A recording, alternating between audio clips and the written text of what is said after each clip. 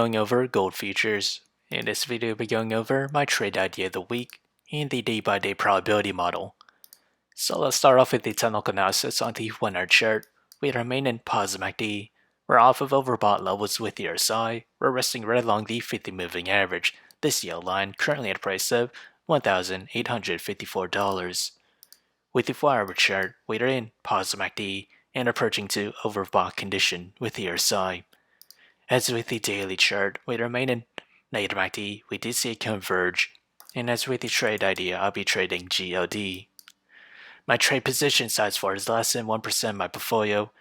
My long entry is at $170.24, and that is its range here.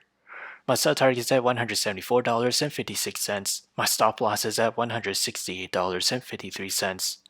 However, if I were to open a short position, my entry is at $175.42, and that is its range there.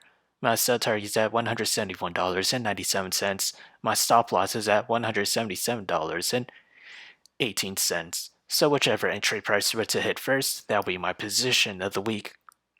So how did I develop these trade ideas? It all comes from the day-by-day probability model.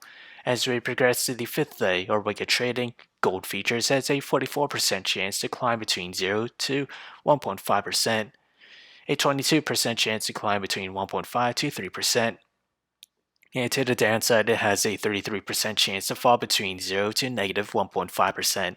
So if you enjoyed this content, feel free to like, comment, subscribe, and thank you for watching.